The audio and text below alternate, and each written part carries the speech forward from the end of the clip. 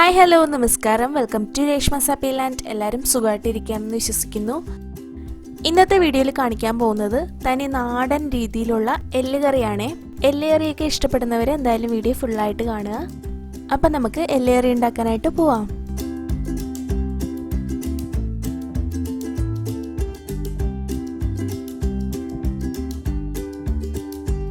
ഞാനിവിടെ 2.5 കിലോ ബീഫിൻ്റെ എല്ലാണ് എടുത്തേക്കുന്നത്. അപ്പോൾ ഇതിൽ അത്യാവശ്യം കുറേശ്ശെ മാംസം കൂടി ഉണ്ട്, അതുകൊണ്ട് തന്നെ ഞാൻ എക്സ്ട്രാ ബീഫ് എടുക്കുന്നില്ല. ഈ ഒരു എല്ല് മാത്രം വെച്ചിട്ട് കറിയാക്കുന്നുള്ളേ. എല്ല് വേവിക്കാൻ വേണ്ടിയിട്ട് ഞാൻ കുക്കറിലേക്ക് മാറ്റിയിട്ടുണ്ട്. അതിലേക്ക് 1/4 ടീസ്പൂൺ മഞ്ഞൾപ്പൊടിയും 1/2 ഗ്ലാസ് വെള്ളവും കൂടി ചേർത്ത് കുക്ക് ചെയ്യാനായിട്ട് വെക്കാം. ഈ സമയം നമുക്കിതിന് വേണ്ടിയിട്ടുള്ള ഗ്രേവി ഉണ്ടാക്കാം. അതിനായിട്ട് ഒരു പാത്രത്തിലേക്ക് വെളിച്ചെണ്ണ ചൂടാക്കാനായിട്ട് വെക്കുന്നുണ്ട്. അത് നന്നായിട്ട് ചൂടായി വരുമ്പോൾ കടുക് ഇട്ട് കൊടുക്കാം.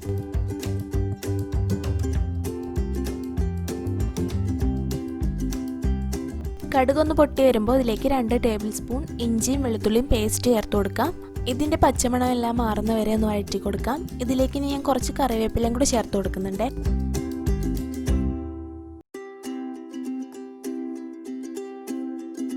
ഒരു ചെറിയ ബൗൾ നിറയെ കൊച്ചുള്ളി എടുത്തിട്ടുണ്ട്, അതും കൂടി ചേർത്ത് കൊടുക്കാം. കൊച്ചുള്ളി ആകുമ്പോൾ കുറച്ചും കൂടി ടേസ്റ്റ് കൂടുതലായിരിക്കും കേട്ടോ. ഇത് വേണ്ടാന്നുള്ളവർക്ക് സവാള ചേർത്ത് കൊടുക്കാം. ഇതിൻ്റെ കൂടെ ഞാൻ ഒരു സവാള കൊത്തിയരിഞ്ഞ് ചേർത്ത് കൊടുക്കുന്നുണ്ട്.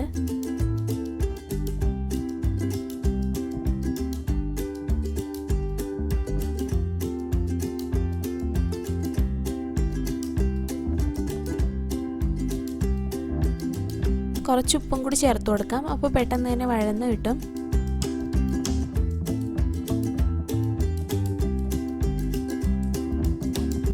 അങ്ങനെ ഇതെല്ലാം വഴന്ന് വന്നിട്ടുണ്ട്. ഇനി പൊടികൾ ചേർത്ത് കൊടുക്കാം. 1/2 ടീസ്പൂൺ മഞ്ഞൾപ്പൊടിയും 2 ടേബിൾ സ്പൂൺ കാശ്മീരി മുളക് പൊടിയും 1 ടേബിൾ സ്പൂൺ മല്ലിപ്പൊടി, 1/4 ടീസ്പൂൺ ഗരം മസാല, 1 ടേബിൾ സ്പൂണോളം കുരുമുളക് പൊടിയും കൂടി ചേർത്ത് കൊടുത്തിട്ട് നന്നായിട്ടൊന്ന് വഴറ്റിയെടുക്കാം.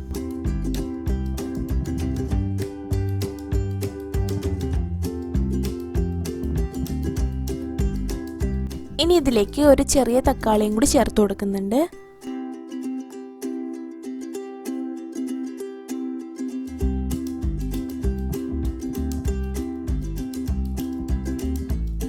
തക്കാളി ഒന്ന് വേവാൻ വേണ്ടിയിട്ട് ഞാൻ എല്ല് വേവിച്ചപ്പോൾ കുറച്ച് സ്റ്റോക്ക് കിട്ടിയിട്ടുണ്ടായിരുന്നു. അപ്പോൾ അതും കൂടി ഇതിലേക്ക് ഒഴിച്ചു കൊടുക്കുന്നുണ്ട്.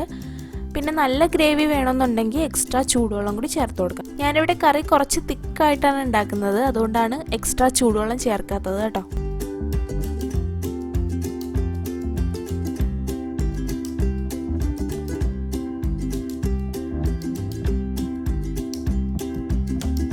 തക്കാളി എല്ലാം ഒന്ന് കുക്കാവാൻ വേണ്ടിയിട്ട് കുറച്ച് നേരം ഒന്ന് അടച്ചു വെച്ച് വേവിക്കാം.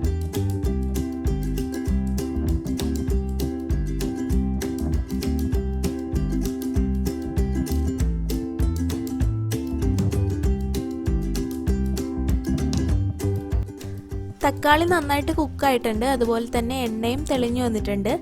ഈ സമയത്ത് നമുക്ക് കുക്ക് ചെയ്ത് വെച്ചേക്കുന്ന എല്ല് ഇതിലേക്ക് ഇട്ട് കൊടുക്കാം. പിന്നെ എല്ല് വേവാൻ വേണ്ടിയിട്ട് 11 വിസിലെടുത്തിട്ടുണ്ടായിരുന്നു. എല്ലൊക്കെ ഇട്ട് കൊടുത്തിട്ട് ഒന്ന് മിക്സ് ചെയ്യണം. അതിന് മുന്നേ ആയിട്ട് ഉപ്പ് ആവശ്യമെങ്കിൽ ചേർത്ത് കൊടുക്കാം. അതുപോലെ തന്നെ എരിവ് കൂടുതൽ വേണമെന്നുള്ളവർക്ക് കുരുമുളക് പൊടിയും കൂടി ചേർത്ത് കൊടുക്കാം. എന്നിട്ടൊന്ന് മിക്സ് ചെയ്തിട്ട് കുറച്ച് സമയം കൂടി ഒന്ന് അടച്ചു വെച്ച് വേവിച്ചെടുക്കാം.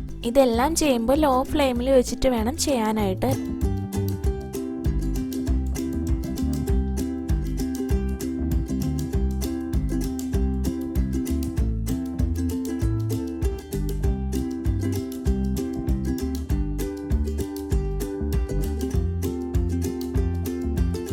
അപ്പോൾ കറി ഇവിടെ റെഡി ആയിട്ടുണ്ട്.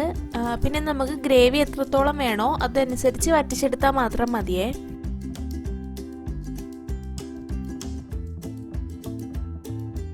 ഞാനിന്നിവിടെ കപ്പയോടൊപ്പമാണ് കറി സെർവ് ചെയ്യാൻ പോകുന്നത്. കപ്പയോടൊപ്പം നല്ല കോമ്പിനേഷനാണ്. പിന്നെ ചിലർ പുട്ടിനോടൊപ്പം കഴിക്കാറുണ്ടെന്ന് കേട്ടിട്ടുണ്ട്, എനിക്കറിയത്തില്ല. അപ്പോൾ ഇന്നത്തെ റെസിപ്പി എല്ലാവർക്കും ഇഷ്ടമായെന്ന് വിചാരിക്കുന്നു. ഇഷ്ടമായിട്ടുണ്ടെങ്കിൽ എന്തായാലും ട്രൈ ചെയ്ത് നോക്കണം.